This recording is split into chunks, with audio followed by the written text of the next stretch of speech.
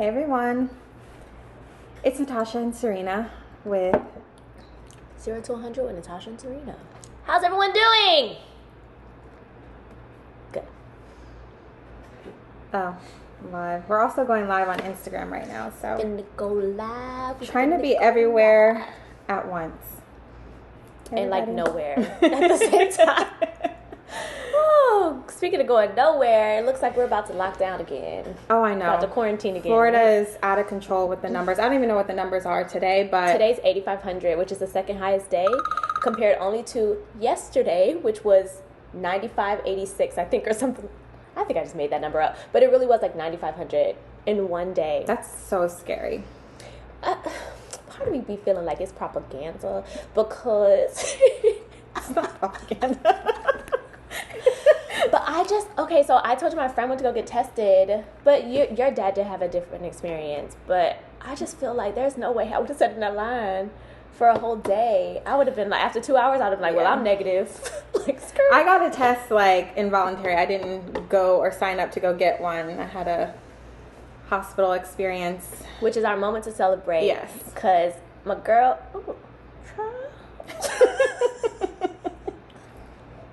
Bloopers!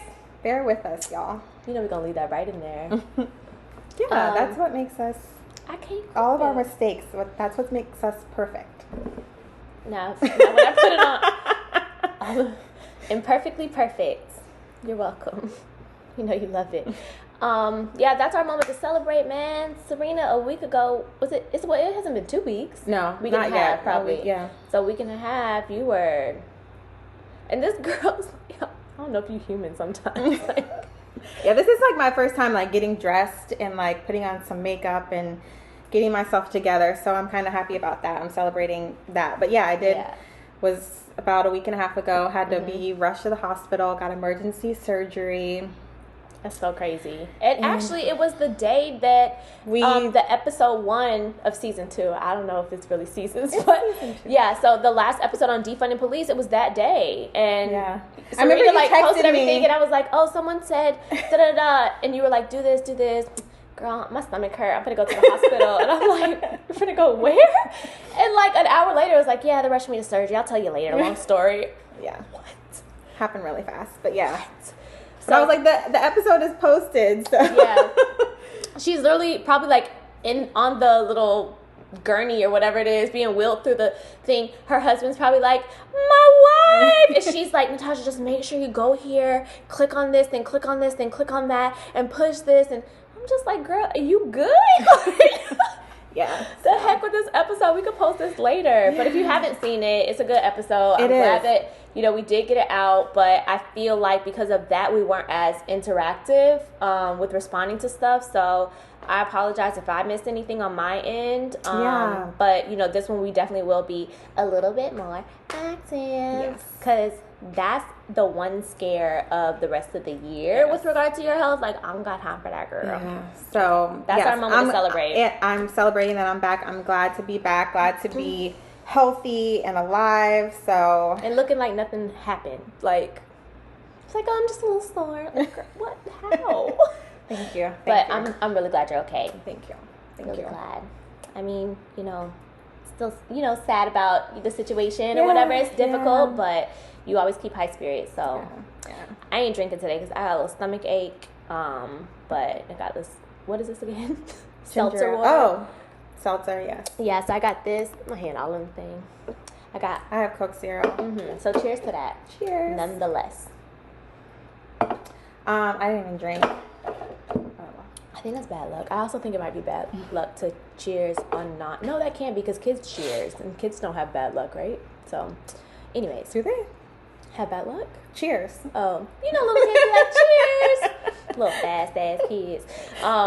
Okay, so what are we talking about today? We are talking about mental health, which is an ongoing topic that we said we would talk about here on 0 to 100 because it is so important.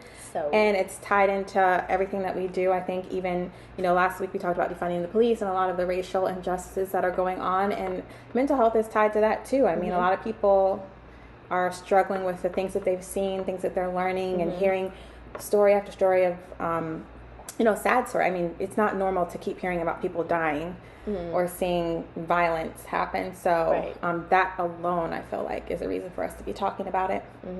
I feel like it's coming from every angle now. So I think a lot of the issues that we deal with within our nation is tied to mental health, which is why one of the aspects that I weigh heavily with regard to my desire to defund the police is because like I just don't think they're appropriate to respond to certain calls, and a lot of them dealing with like mental health calls, like you sit this one out, Popo. Like, you don't need to come for this. But in Minnesota, they actually defunded they abolished their police department. I saw that. Yeah, so for those of you that don't think it's possible, there's a prime example of how it can really happen. Like, overnight, I was concerned about it just being like a snap of the finger thing. But listen, they figured it out, and I think we all can learn from that. They a hot mess, so they might be getting it wrong still. But I think that shows that it's something that you can you can make happen. But mental health is always going to be a big deal, because even if you are not dealing with it from an aspect of having like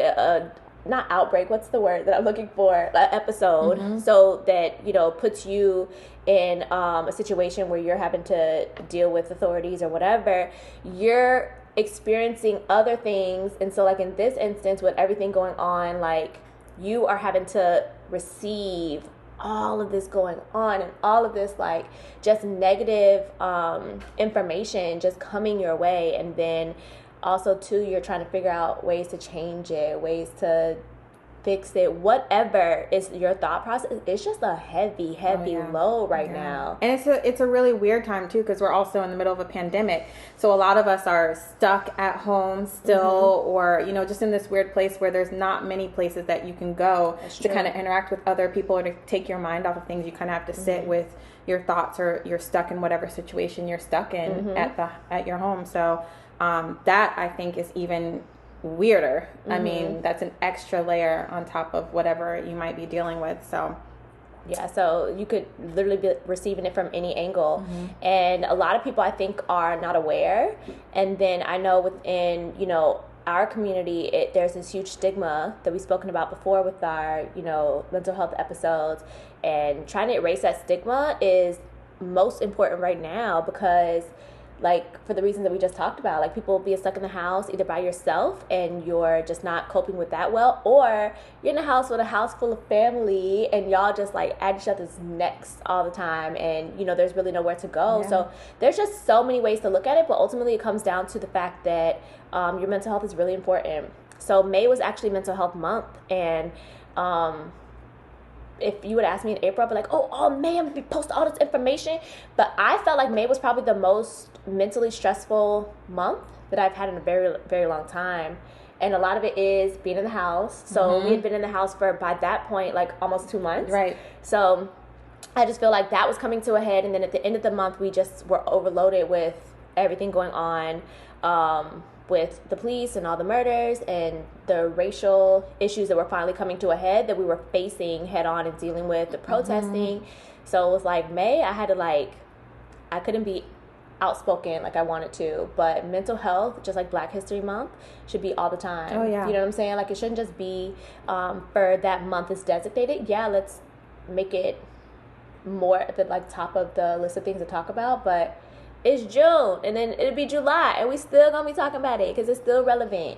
Yeah, I agree. Like this past week, just going through like what my family, like my husband and I went through with having emergency surgery. We obviously, I don't think I went into it on here, but we lost a baby that we were expecting. We hadn't announced it yet, but I just realized how important it is to talk about it, because because I had surgery, I was just kind of confined to just laying down and sitting in bed, and you just have time to think. And when you have time to think, things start overwhelming you. You start having all these thoughts, and you're really sitting there trying to deal with it, and it's a lot. And so I just kind of got a glimpse into a window of somebody who may have been dealing with that this whole time we've been on lockdown, just sitting and kind of thinking about all the things. And then once you start to think about it and you don't have an outlet, it just feels like it's piling on you, because you just kind of feel like it's a weight. And so I just like my heart goes out to anyone who has been dealing with that, and I feel like it's important that we're sitting here talking about it. I hope someone is watching and they understand that like there are things you can do, there are people you can reach out to, and we're going to cover that more in our conversation. Right now, I definitely think that this is just a conversation that we have to continue to have. So recently, I've been saying about those uncomfortable conversations. I do think that this is not so uncomfortable as having discussions about race and the other things that we're talking about. We need to talk about and not be silent about right now. I think mental health is becoming a little easier to talk about. I do think that stigma is going in the direction of going away. I don't think that it has disappeared or anything like that, but I do think that the conversation is getting a little bit easier to have, and I think that we have to kind of roll with that. You know what I'm saying? Like, just keep rolling with it. Like, let's keep talking about it. Let's talk about the resources that are available and go from there. Yeah, I mean, we had a conversation off camera about a week ago, and we talked about how we have made some strides in the direction of it becoming more comfortable to have the conversation. But still, if you think about someone who may be in their 30s, 40s, even 50s, and someone in their family, you heard Christian in the back. So someone in their family may, feel like it's a conversation they need to have with them, but how can you, how do you approach that conversation, and what do you say to them, and what is their response going to be to you if they've been managing it, like living a life where they've been managing it without treatment or without medicine or without talking to anyone? How do you have that conversation? Because still, I mean, I think there are certain aspects of mental health that we've kind of normalized and we've kind of made it a better conversation to have. But when you think about the more, I don't want to call it extreme, but some of the diagnoses that may be a little bit still have those stigmas, like psychotic disorders like schizophrenia or like bipolar disorder, those still have such a negative stigma that people are afraid to hear those terms. Like, if you feel like someone who's struggling with that, nobody wants to hear that. That could sound like a death sentence to them, or like they're going to be banished into an institution, or they won't be able to continue their normal everyday life, which of course their life will be altered in some way, but there are people that are thriving in the world that have those mental illnesses, and they're doing well and they're getting the treatment. But it's just hard for someone who may have lived their whole entire life without a diagnosis to approach them and say, hey, what do you even say? Yeah, I don't know. And I think that the reason why that's a difficult question to answer is because you think of having that conversation with someone that whether your family or someone at work or one of your friends or something.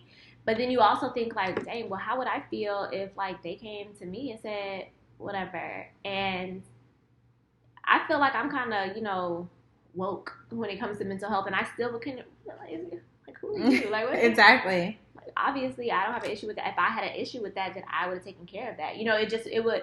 I feel like I would probably be defensive, and I don't know, But if you just kind of like thinking about it and saying like, what if or whatever, so then that makes you think like, okay, well, like that person would probably, if I might be defensive, that person would definitely be defensive. So then you don't want to have the conversation, but at the same time, it's like you don't know until you do have that conversation. It's uncomfortable. It's definitely going to be awkward. It's probably a conversation that no one would want to directly have with someone, especially if they're like your elder or someone like you respect. Like, you don't ever want to be taken as being like disrespectful or rude or judging them or whatever. So that's just a difficult what kind of approach do you take to that? But I do think that by putting this information out, by making this be such just a casual conversation, like, oh yeah, I went to my therapist the other day, and like, oh, during the quarantine I made sure that I got me some the FaceTime teledoc type sessions in, just like kind of casually saying that, then maybe you can kind of ease it in. But I don't think that conversation could be had cold turkey. No. And then you also need to assess like what you like. I'm a shade tree doctor, so sometimes I be around here diagnosing people. So if I think that it's nothing major, you know, then maybe I would be more like inclined to be like, have you ever thought about da da da da da? Because I've done it. So I feel like, you know how you feel like if you're doing it, like you're not vegan, but you're telling somebody they need to like stop eating all animal products. Right. But you first. So it's like, you know, if you're vegan, then you can like discuss like, oh, and I've been doing it, and it's working this way, and it's da da da da, and these are all the benefits. You should do it too. So if you are able to just kind of casually have the conversation there, but if you think it's something more serious, especially if you think that it could result in them harming themselves. We've talked about, you know, the police not being equipped to handle these types of situations. Like, I'll say this 5,000 times through this, that this is one of the prime examples of why, you know, police should be handling these types of things, why police should be defunded, and we should remove a lot of their reach, not just minimize it, but just remove a lot of the reach that they have. But if you think that someone that you know is potentially like vulnerable to that type of situation right now, then I don't think the answer there is to like, well, hopefully they figure this whole thing out and we get to the point where social workers are answering and not police officers. Well, right now, like we know what it is, so we can't play ignorant to that. So it's like you might need to force yourself to have that conversation, regardless of how uncomfortable it might be. But I think the most time it's not so obvious. You know what I'm saying? Like it's just kind of like over the years of getting to know somebody, you're like, I think they could. Right. They're here, they're maintaining, you know, they're doing great, but I think, wow, they really got some treatment, got some counseling, got some, you know, maybe even some medication that they could like really, really elevate. So it's like when you love and care about somebody, you want them to reach their full potential. But how do you tell somebody that's like 40 years old, like, hey, you need to go to a therapist because, you know, I don't feel like you're utilizing your...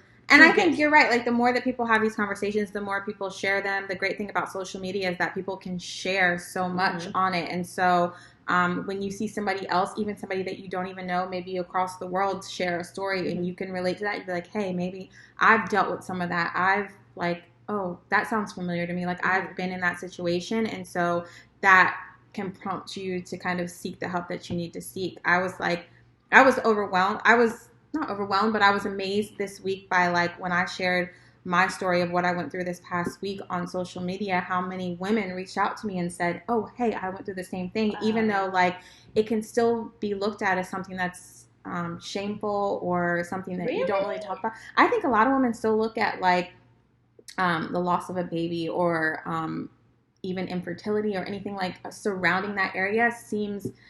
they feel shame around it. And I don't know why, but I just believe that. And so, and I know, I mean, you hear a lot of women talk about it. I think I saw like celebrities that were saying like, I went through this, but I just never said anything because how do you even talk about it? And so I think like the same thing with mental health, like the more you see, because there's a lot of shame around a lot of these diagnoses and a lot of these things that we, you know, you see the news and the news portrays people with mental illnesses as people that are violent, people that kill, people that are, you know, these serial killers running around when that's not the case in most cases. And so if we can remove some of that shame, and that comes through people telling their story, people who've actually been through it, people who've actually, like you said, talked to someone and be like, hey, I talked to a therapist today.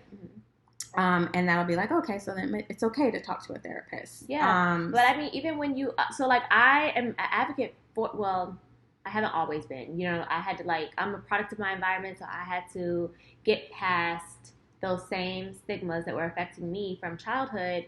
But in law school, like the counselor like at the school, when she confirmed the ADHD diagnosis, and you know, I went back and forth with her because I was like, I'm not hyperactive, it's ADD.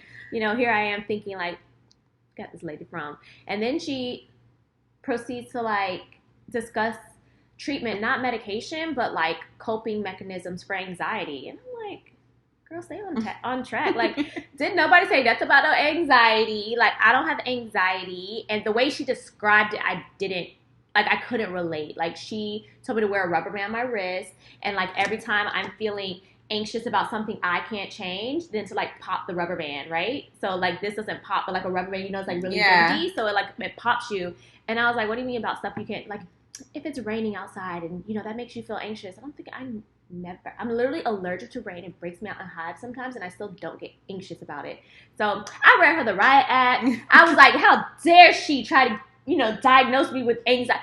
And it's like, anxiety is so common. It now I kind of be like, well, I don't think she was right then, but I do think that I have, like, you know, I can get anxious. Like, I definitely, you know, and it's like a spectrum type deal. You know what I'm saying? Like, you can get anxious, but then you can be like, you can have severe anxiety. Right. And I think that that's what people are most afraid of, just associating one thing with like the like one end of the spectrum. You know what I'm saying? It's Fire TV. But it's like, it doesn't necessarily have to interfere with your daily life for it to be a serious issue. You know what I'm saying? Like, you should just be open to part of understanding you is understanding like how your mental like composition is. Like, what's your sheet music? Like, what does your song sound like? And you can't really understand that if you don't take these things into consideration. Right. So, and plus, like, therapy is like flipping healthy for people who don't have any diagnosed or any like disorders. Period. Yeah. I mean, I find myself even just like, oh my gosh, I really wish I had someone to talk to about this, or it would be nice to talk to a therapist about this. I mean, I don't feel like I'm struggling with anything serious, but still I could benefit from, I know personally I could benefit from speaking to someone. Especially anybody now. Can. Exactly. Like, it's literally coming from every angle. And again, it's a spectrum. Like, you don't have to think of it, if you're here, it's like, oh, well, I can deal with it because I'm not there. Like, so even if you're not the type of person or the people around you, you can't foresee them being involved with, you know, some type of incident where law enforcement gets involved and then it goes from like 0 to 100. Natasha and Serena. You know, it doesn't have to be the extreme. You know what I'm saying? Like, for it to be something that you try to get a handle on, because a lot of times things develop over time. Right. And it's so accessible now. Like, you literally can pick up your phone. Like, so easy. I saw a dermatologist like a year ago on my phone. You talked about that on the show, I think, a while ago. Oh, go watch that episode. But I think a lot of it is, and I think I said this about like defunding the police. I think that a lot of it is just not understanding what it means, and same thing with mental health. Like, I think a lot of it is just not understanding the ins and outs of it. And you don't have to understand. So again, like these spectrum, you don't have to understand every single like notch on the spectrum line, like chugga chugga chugga chugga, like that. That's visually like what I thought about. But you don't have to do that, but just read, just open up your ears, be open to other people's input on another issue that is plaguing our nation, plaguing the country. Mental health is a serious issue. So this is a good time for some statistics. I would like to hear them. So we talked about like the stigmas in the African American community and you know, minorities or whatever. But I think just like, at least for this episode, to understand like globally, just straight across the board, because this was kind of like mind-boggling, y'all. So this is from mentalhealthfirstaid.org. In the United States, almost half of adults, which is 46.4%, will experience a mental illness during their lifetime. That's crazy to me to hear almost half. I don't think people understand that that's like where we are. I still think people are thinking like, oh, it's I think that this is low. Yeah. I think it's probably closer to 70%. Yeah. I mean, probably. Based on my Shade Tree doctoral residency and experience. But I think in people's minds, they're probably thinking maybe 20 to 30%, which... And a lot of people don't even care the percentage. They're just like, well, my name Bennett and I ain't in it. But you need to understand like what's going on around you, because everything affects like you. So it's like you just need to be in the know. But and two, like, so I think some people read this and it's like, we'll experience a mental illness. Again, that spectrum. Like, it's so, yeah, that could be someone with severe schizophrenia, severe bipolar depressive disorder that affects them every day. They can't function like normal. But then it also could be like a functioning person with like ADHD or anxiety. That is still a mental illness. And mental illness, for whatever reason, has like this like, like attachment to it. But if you get a cold, you go right to the doctor or go right to the pharmacy to get something over the counter. You get whatever it is that you need to treat that illness. Right. But it's how we portray those people. Like media and movies, music, all that is how we portray people with mental illness. And like even just the term crazy, like like a lot of guys call girls crazy, and girls, we hate to be called that, because what is it? Like, what do you see in your head when you hear of like, oh, she's crazy. Like, like a girl just out of control, just can't get control of herself. And so it's just the way that we portray it, the way that we talk about it, the way that we see it in movies. And what's frustrating with that is half the time they make us crazy. And then they have the nerve to be like, why are you acting so crazy? Let me think. You're crazy. A second. Yeah. Gaslighting. I learned that word now. I can't stop using it. Gaslighting, right? Yeah, gaslighting. Who came up with that? So stupid. Okay. 5% of adults 18 or older experience a mental illness in any 1 year, equivalent to 43.8 million people. So 5% is 43. It's like 5% didn't sound like a lot, right? So it's like, okay, 5%, 43.8 million. That's a lot of people. That's a lot. Then imagine how many of those people are like sitting in prison, sitting in jail, just because they didn't get the treatment that they needed for their illness. Right. Because that's what we do in this society. We just throw them away, lock away the key. That's why people don't want to come out with their illnesses. That's why they don't want to get help, because they're like, oh, people are just going to throw me away, throw away the key. Yep. Of adults in the United States with any mental disorder in a 1 year period, 14.4% have one disorder, 5.8% have two disorders, and 6% have three or more.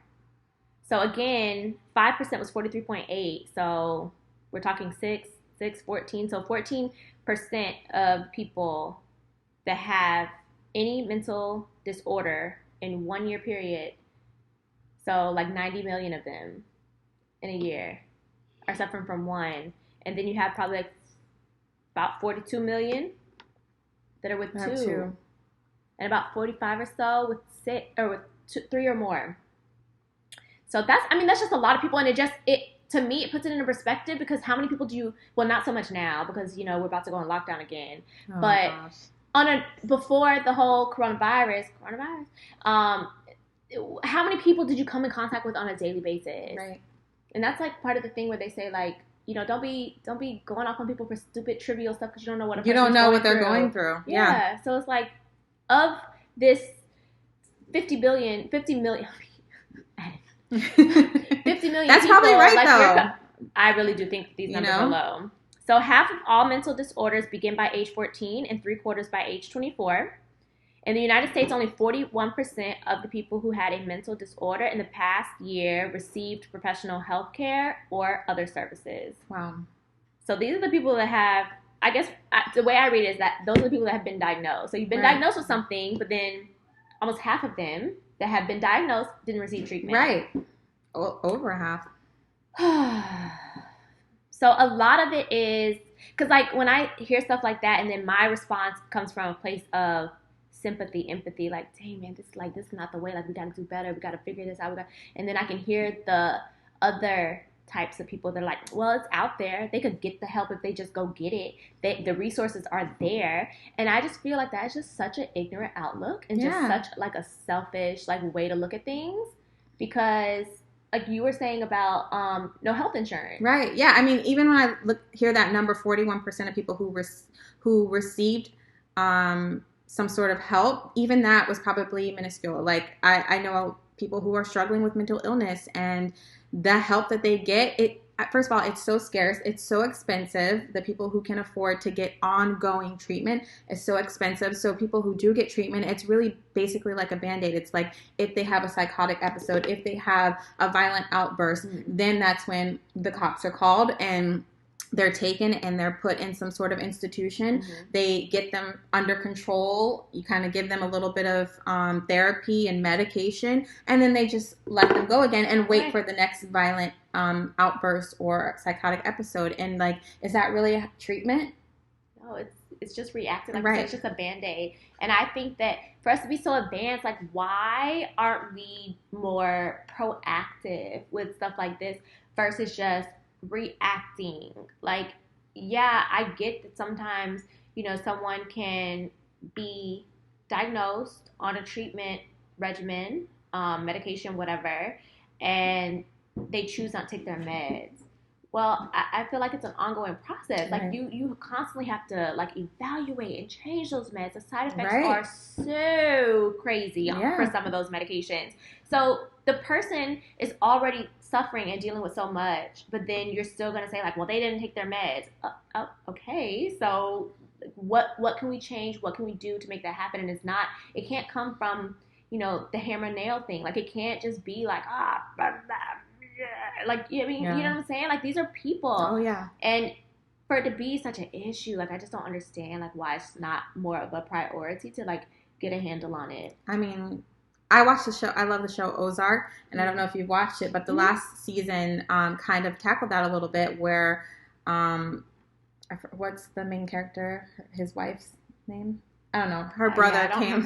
I don't remember the name, but her brother came to visit, and he had right, and he went off of his he was doing well on his medication, but one of the side effects was that he wasn't able to have sexual relations with his girlfriend. And so he, to him, it was worth it to get off of his medication, which you saw the spiral. But, I mean, that may be an embellished storyline, but I believe that that's the case.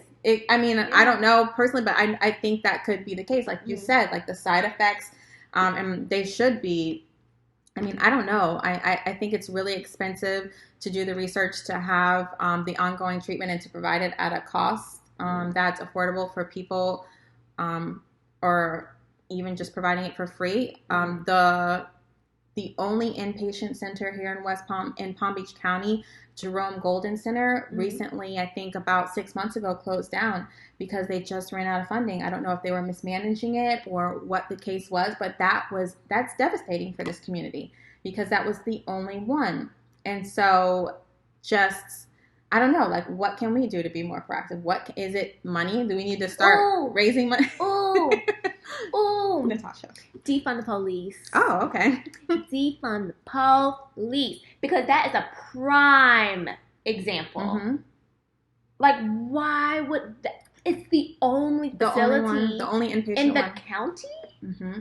Palm Beach County, big as hell. Jerome Golden Center, yep.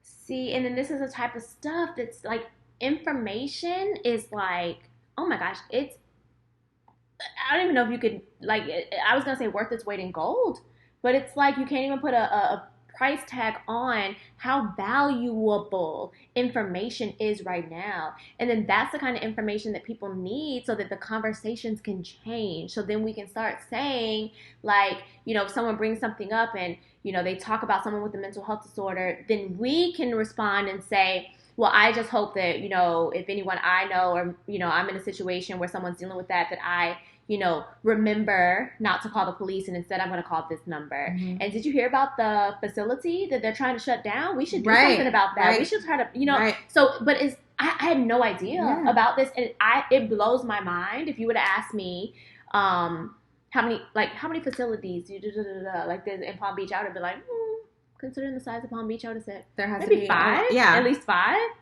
1 and now 0. Yeah, and then the fact that they let it close down, it just like, and it kind of, I mean, it was. I think they closed down. They told their employees and the patients the day of, like there was no warning from the like whoever was running things. They gave no warning, and then I think the news covered it the day that it closed down. But then there was no follow up. It was like, what can we do, or how can we stop this, or like, why did it close down? What was the investigation behind it? Like nothing. Just like it wasn't a big deal. It wasn't an issue. And so many people depended on that facility for their treatment, their medication, like family that was depending on the support from that. And then they're just like thrown to the streets, like figure it out on your own. Just have to figure it out. Man, we got a humanitarian issue in this country, like for real. And if you are like the self-centered type, not saying that anyone out there is, you know what I'm saying, but I'm just saying like in general, like if a person is just like, well, it don't bother me, I don't got no mental health disorder, so what I got to do with me?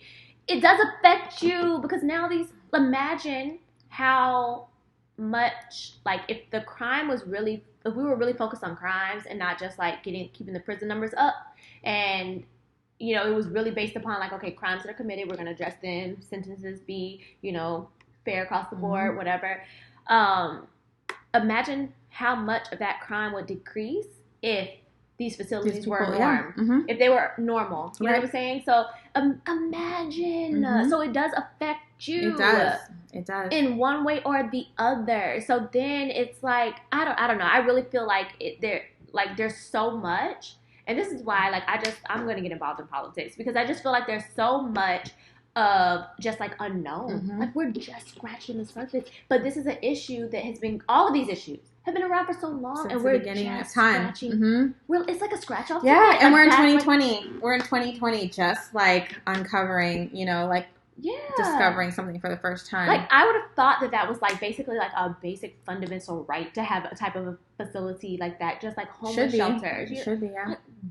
And I thought when I heard the story, I was like, surely people are going to rally, I mean, that's where it comes down to like, well, what are you personally going to do? Because what can we personally do to maybe get the conversation going? And it's not always depending on other people. Because I read the story and I was like, well, surely like the city isn't going to let this happen. Like people are going to, kind of rally and get it together, maybe start a charity or something, a GoFundMe, nothing. Jeez, man. I think that we're starting to learn what the options are. So that's like a bigger effect of what's going on. So I think that some people knew already, but people that didn't know, like, okay, well, I have a problem with this. Like, what do I do? Now you know who you can call. You can contact your local politicians. They work for you. The same way police is supposed to work for you. Like, you work every day hard. Our money goes to taxes. The big corporations are the ones that are driving everything and deciding what happens to our bodies as women, what happens to these mental health facilities, and yet they're the ones that don't even pay taxes. Right. Well, just like, it's, I don't know, like the business plan of America is just all kinds of messed up. And I just feel like the fact that I'm always going to be an advocate for the oppressed, you know what I'm saying? And especially when I can relate, like I can relate to folks with mental health disorder. I can, illness, not disorder, illness, whatever, man. It makes you cool. But I think that, when you have these kind of conversations, bringing it back to that, it just makes it easier for people that do have that compassionate side and are vocal and, rational, can be understanding. It allows them the opportunity to, you know what I'm saying? So like not just my own experiences. Like I have a family member who has bipolar disorder, bipolar depression, so I've seen that firsthand, and I know how it can affect not just that person, but an entire family. So I had that experience. So it's easy for me to be like, no, this is unacceptable. You will not treat someone that just has an illness as they are, a reject, and you're going to like pass them back. You can't make it harder for them to get insurance. Like, there are just certain things that are just like, no, you will not do this. But I would hope that I would have that same kind of passion if I didn't have my own experience, if I didn't have a direct example in my family. But some people just aren't, and maybe I wouldn't be. But if you have that conversation with someone, then at least they can say, oh, no, I have this conversation. Like, it just helps with the understanding. It comes from just like, I always look at things from a communications marketing standpoint, and it just comes from the storytelling. Like, if you in your family were able to tell your story, that's what's going to grab someone. Not even just those statistics. They're real, but like people aren't necessarily going to connect with that as they would like if you told your one individual story, and they're like, whoa, like that's what they're dealing with. That's how life is for them. And I think that's what really connects people. That's, I think, why people right now were fighting police brutality and injustice. And it wasn't because like people gave statistics or whatever. It's because people saw real video and a real story. And that speaks to people. And so the more that we are able to do that with mental health, the more people are comfortable with telling their story, the more people are comfortable with showing their real life and what they go through day to day, maybe showing the side effects of the medication, showing that these centers are closed and that now they have nowhere to go, or showing a family member showing how they are just exhausted with the outburst and the cycle of they have a violent outburst and they get arrested and then they come back home and then the same cycle. And people who aren't dealing with that are able to see that and connect with it and be like, well, I need to do something. that I think is the only way that we'll get to a place. I mean, that's how we've been able to get as far as we have, even though we've only come, like you said, we've only scratched the surface. But I think that'll help us to get even further. For sure. Absolutely. I 100% agree. And that's why I just, we have to keep talking about it. And then just with the hope that it'll, go beyond us. And I'm never like shy about talking about it, just in like regular conversations. But hopefully for the people that do feel uncomfortable and they feel like it's just like a, weird thing to talk about with other people, hopefully, that eases up a bit and it becomes more and more comfortable and just like a casual combo for other people. And then that way people that are dealing with it don't have to, wait for things to bubble up and overflow. And then it's like, then you explode. If it's more acceptable, one, you're going to recognize it in yourself a lot quicker. And then two, you're going to be more inclined to open up to someone, talk about it, get treatment, whatever. So I definitely think that self-evaluation, being aware, not being so defensive, if someone does talk to you, especially if they're coming from a place like they're someone that you cares about you or whatever. And then from there, I think that therapy should, even if you don't recognize any issue, like if you haven't tried it, try it, okay? It's like a Lay's chip. I bet you won't have just one.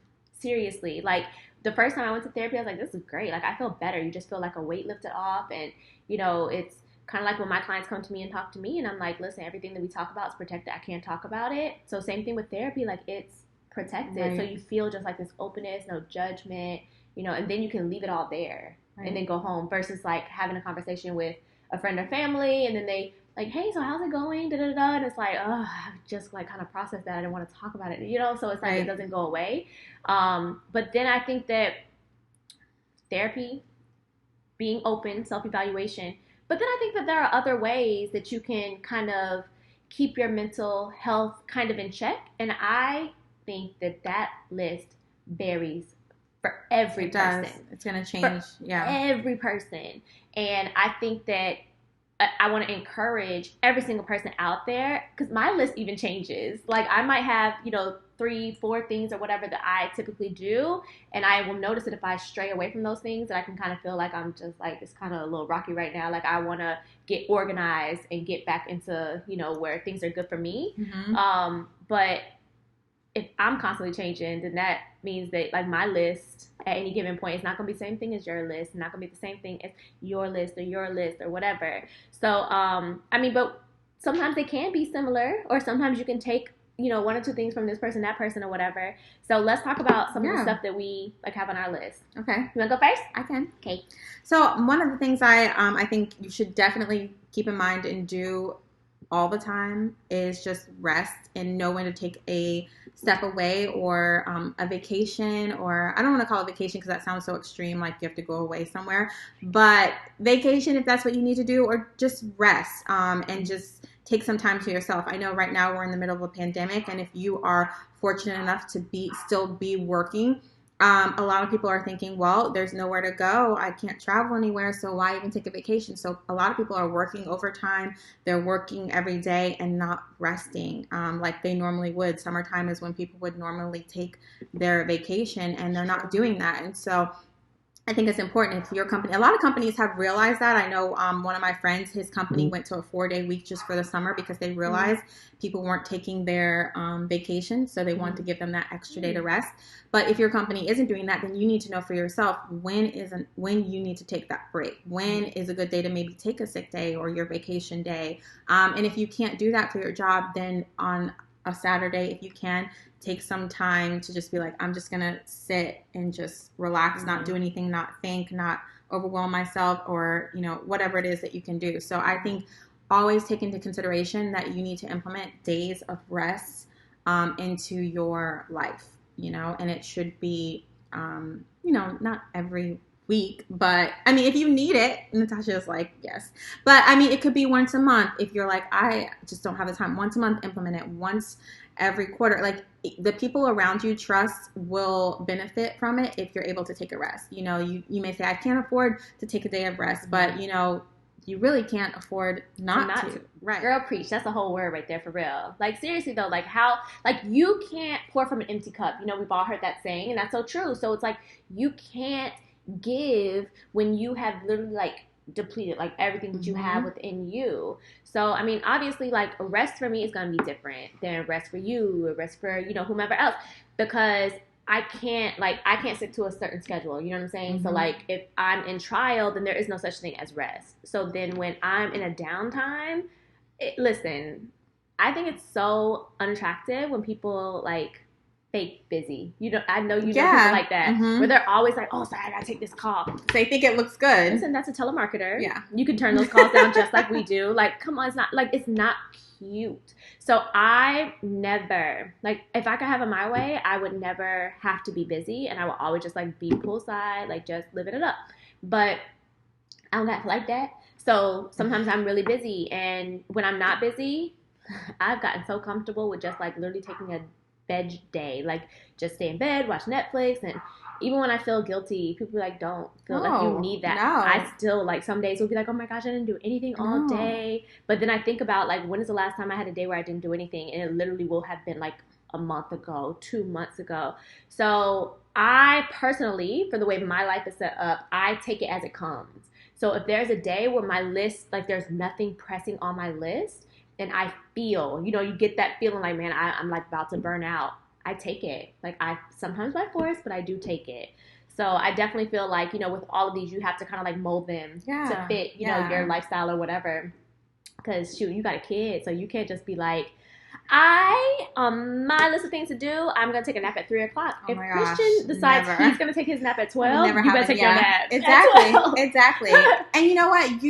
I'm sure you see that you do so much better in the times where you're super busy because you took that day of rest. I also see, like, how much better I am, how I can interact with Christian when I have rest, as opposed to when I'm just like, ugh. Yeah, like, I mean, we're not robots. Like, you need the same. So just like someone who works, like, 12 to 5 every single day, and they go to sleep from 9 to, you know, it's very, just because we can't get it, like, structured like that doesn't mean that we don't need it. Like, you still need to eat a balance. Right. Let me go into, okay. So I already started, like, you still need these. Okay. So, the first thing I'm going to talk about is exercise. So, for obvious reasons, right? So it's good for your physical, health, and it's also good for your mental health. Even though I personally feel better, like, mentally, when I work out all the time, I still cannot, like, get motivated to work out every day. Especially in the quarantine. It's hard. I thought I was going to be, like, super, like, fit and working out every day during the quarantine. Girl. I kept calling it eliminating the excuses, which was wasting money. That's what it added up to. Because then I'd be like, oh, well, I just need to buy a jump rope. Oh, I need to buy TRX bands. Oh, I just need to buy this thing, this ab roller. And then now I just have, like, a bigger pile of junk that I don't use. But I'm not giving up because I do recognize the benefits mentally and physically of working out. So I know that it's crucial, and I'm going to advocate for it as, like, the top of the list. But specifically, so whatever your workout looks like, so obviously it's going to be different for all of you. Some people would like to weight train, some people like to do cardio, whatever.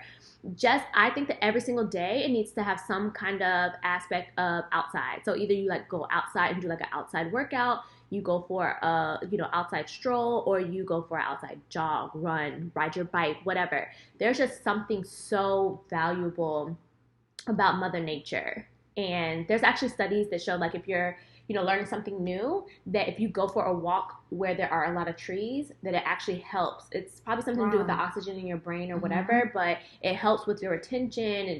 It helps you process what you just learned. So midday walks, especially in places where there are trees, are super beneficial for you. And I just think that especially now it's being in the house, but even when I was in an office, so I wasn't in the office all day. I'd be at my house, in the office, go to lunch, whatever. I have to leave that place once a day when it's the office. But now working from home, I didn't incorporate that. Place. Yep. Yeah. And it's probably even more important. Yeah. So, but I'm scared coronavirus. But I don't know. I walk my dog. So that's, like, my mandatory stroll at least once or twice a day. But yeah, so that's my thing. Yeah. Don't overwhelm yourself. If it's just taking a stroll down your street or around your building, wherever you are, that I think that counts, and that's good. And on that note, I know we talked a lot. My second thing to do is we talked a lot about talking to a professional, getting therapy, but a lot of us maybe not aren't in the position to get a therapy from a professional, maybe because we can't afford it, maybe because we're not at the place where we're mentally ready to do that, take that step, whatever the case may be. I think you should definitely still talk to someone. So designate someone in your family or a friend or a church member or a church pastor or someone. Find a support group. And it's important to get what's in your head out, because a lot of times we overwhelm ourselves with what we're thinking in our head. We're not looking at it objectively like someone who we may be talking to would. And we may be taking it to the extreme where if we just get it out, first of all, it takes the burden off of us when you can just get it out. I always feel just a huge weight lifted off of me whenever I have something weighing on me and I'm just keeping it all to myself. It's bubbling up. And once I get it out, even if I don't get a response or a solution, it feels like such a weight lifted off of me. So for that purpose, number one, and then for number two, then you can get an outside view, an objective view from someone who's not in the middle of the situation. A lot of times we're not thinking clearly or rational when we're in the middle of it. We can only see our point of view, and so that person can help you see other options that maybe you didn't see, or just give you some reassurance or a pat on the back or let you know like you're doing good, you're gonna get through it. So it's important just to get it off of your chest. Yeah, even if it's just a vent. That's what I was thinking. Like even if you're not looking for advice, but it's just like you're just like like exploding because you did let it boil over. Because I know I'm guilty of that. Like I'm just not good at. I'm the queen of I'm fine. Yeah, I'm good. I would never. It's so personally hard for me to go to someone and just start talking to them about like what I'm going through and be like, hey, like. That is really hard for me as a person. I know it's hard for a lot of people out there. So it's important to find that person you're comfortable with. Yeah, I definitely think you should have that one person. So I have that one person that, because at this point, we kind of know ourselves. You know what I'm saying? So I know that I'm just not going to be the person to be like, I got a speeding ticket today. Yeah, again. And, whatever. And, woe is me. That's just never going to be me. Right. Like, half the stuff, like, before the cop even, like, pulls from behind me, I'm already, like, over, like, oh, well, for all the 200 other times I was speeding and didn't get a ticket. Like, I find whatever I need to just tell myself to process it.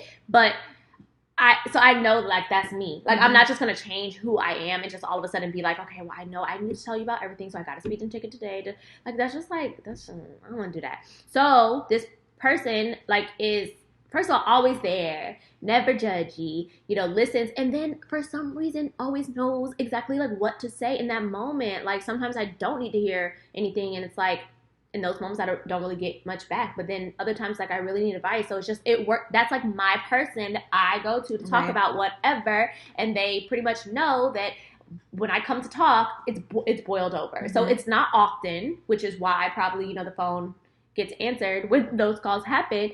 But some people just do need quicker calls more often. So whatever you need, you find that person for you. And then two, I encourage you to start it off with like, hey, are you in a good place to like receive this? I need to vent, or I need advice, or whatever, because everybody's dealing with whatever. It's true. And it's for the other person too, because you want to be considerate and you want to be able to, like, you don't want to just come dumping your crap on them and they are dealing. What if that day happened to be the worst day that they were dealing with, and they were just about to call you, but you called first. So it's like, and then you're dumping it. It's like, oh. So it's just, and at the same time, it's also good for you too, because you're already dealing with whatever. You have your little crap. And then what if after you say everything and they say like, oh yeah, today was the worst day of my life. I just got fired. And you're like, oh my gosh. Like, you feel like selfish and like self-centered or whatever. So it's just better for all parties involved if you just, quickly like, hey, I just could really, use your ear, or I could really use some advice.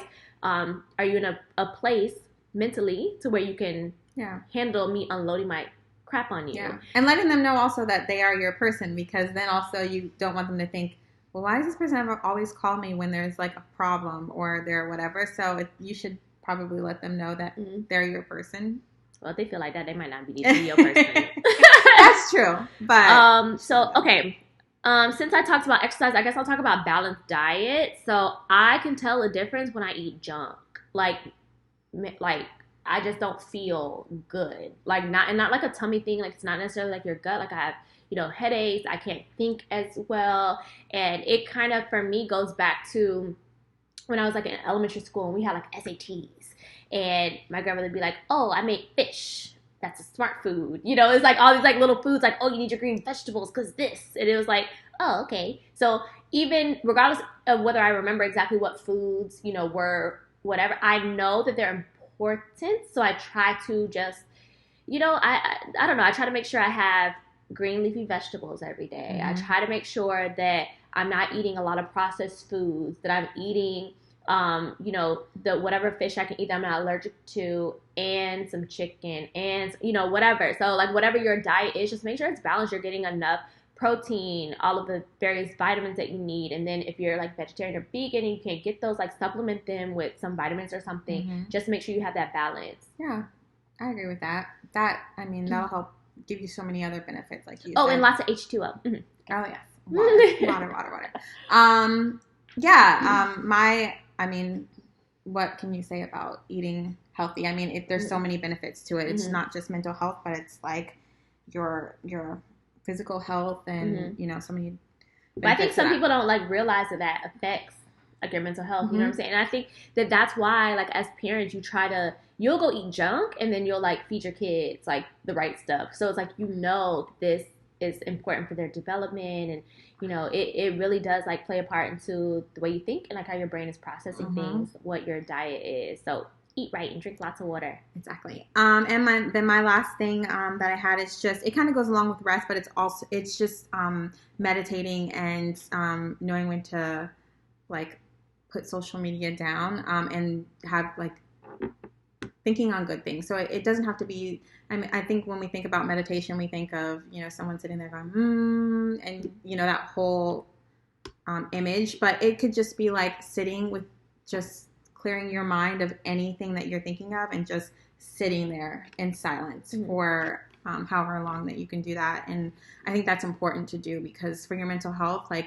my mind is constantly running. Even when I feel like when I'm sleeping, I'm dreaming about things that I have to do the next day. So being able to clear your mind, it's really hard to do, but it's really important for your mental health. So that was on my list as well. But I actually promote guided meditations. So you can literally Google it. So if you have, like, let's say you have an interview, you can put guided meditation for interview or guided meditation for money. Like whatever you're trying to focus on right now, then you can just do guided meditation, and you can find ones that are like super quick or ones that are like 30 minutes. I try to meditate, but I'm just not like, my mind just, I cannot like keep focused on one thing. So it's really, really hard. I'm working on it. And maybe by the time I'm like 87, then I could do it. But right now I have to have someone talking with like that smooth, like calming voice, and then the little massage tunes in the background. I have to have that, and then them saying, now think this, and as you go here, and it works. Really, really good. And like, so I don't do it every day. I promote doing it every single morning. The first thing you wake up, like I have my little meditation pillow. You're supposed to do it in the same spot so that like that particular spot is like where you get all the good like juju's energies and stuff. I don't do that every day, and sometimes I have to move the pillow because it'd be in the way. Like my apartment's really little. But I feel like especially if you wake up in a bad mood, like you have an opportunity to change that. You don't have to be stuck with the mood that you woke up with. You can literally like buy a new mood, and it's free. So just, try to meditate. And I feel like that really helps. And like stretching and meditation in the morning can like change the entire trajectory of your day. Like if you wake up in a bad mood.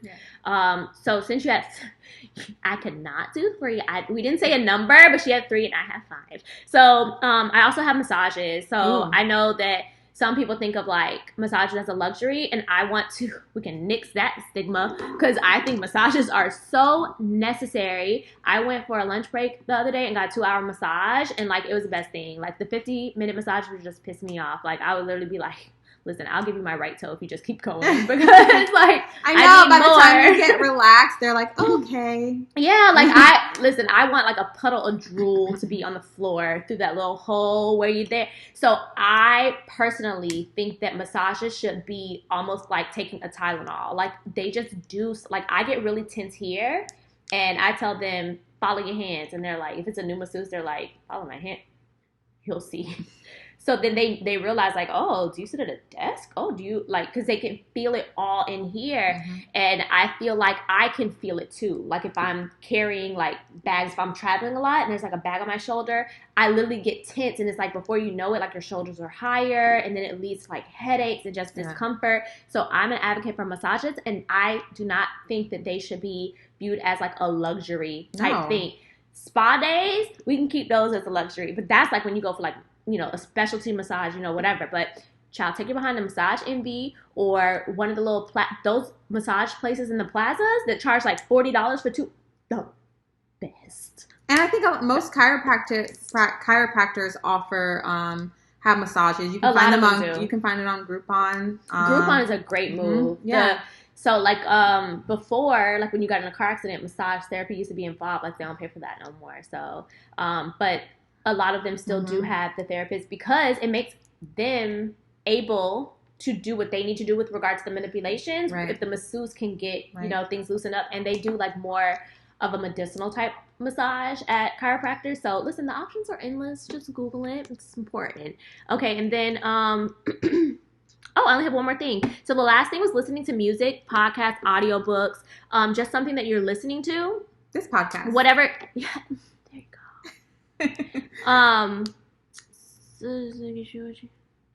So I gave, like, variations or whatever. So I do all three. So and then, like, within podcasts, it could be broken down. So I have podcasts that I listen to when I'm in, like, a learning type mood. You know what I'm saying? Like, certain podcasts where they have guests on there that are teaching you about things that are outside your norm, like your element. And then I have books, too, that I like, you know, self-help type books. I think, I guess, for the most part, they all fit into, like, self-help books. Those are the types of things that I listen to when I'm, like, it's almost like when the flowers, like, you see the little pod, and it's about to, like, when I'm in that stage where, like, something new is about to, like, that's when I'm, like, I want to, like, fill my mind with, like, good stuff, you know? Then other times when I'm just like, I don't want to fill my mind with nothing. And I want to just listen to 90s R&B. And I just want to I want to listen to, you know, my Big Crit or whatever. Whatever you need for that moment, like, give it to yourself. Give it to yourself. Like, that's not even just about music, but, like, just listen to your body. Okay? That's all I got for today. We can go forever when we're talking about mental health. And as we said, this is going to be we're committed to having this as an ongoing conversation on 0 to 100 because it's so important and it's linked to almost everything that we do. Mm-hmm. I mean, everything that we do, it is linked to it. So we're going to continue to try and learn more and tell you what we learn. And we want to hear from you, what you're learning, what you know. We want to hear your questions and we want to have people guests on that can give us more insight. Yeah. But it's going to be ongoing, so expect to hear more from us. Yeah, 0 to 100. I'm going to tell you what took me 0 to 100. It's mother flipping technology today. Just today. Bro, like, not today as in 2020, like, but today. Listen, I wasn't feeling good today, but it was like, all right, you know, we're just going to... I have to drive like 15 minutes to get here. So 50 minutes of driving and then come in. It's like, oh, you know, we're going to be in and out. We knew what we were talking about. We had our little stuff together. Technology. Like 4 or 5 hours later. Literally. Don't tell nobody it took us that long. But, I mean, it's one of the things. And that's why I always be telling people when someone else has a podcast, I'll be like, listen, y'all do whatever for their podcast because that goes into even just making like a simple video recording, whatever, because there's just always glitches. And I just don't understand how we're in 2020. All glitches should be fixed. Like, just fix it, Jesus. Okay? Yes. My 0 to 100 is the same thing. Just for the sake of time. How could it be anything else? We literally have been here for forever. But, you know, it's all for you and it's worth it. And we're going to continue to do it. We took a little break, but we're back. Season 2. Yes. All right, so that's all we have for everyone. Mm-hmm. Until next time. And I'm going to put it on the books. We didn't even talk about this, but the next episode is going to be on relationships. Ooh. Because I am single, not ready to mingle. Not now. Coronavirus. Serena's happily married, got a new kid, had no churn. So I feel like it's time for us to finally do a real episode on like relationships. Yeah. I don't know what we're gonna talk about, but I think that one needs to be live. Oh, so yeah, I was gonna say that. It has to be live. Yeah. So I don't know what. I almost said let me know what day works for y'all. I don't care what day works for y'all. No. Okay. Bye.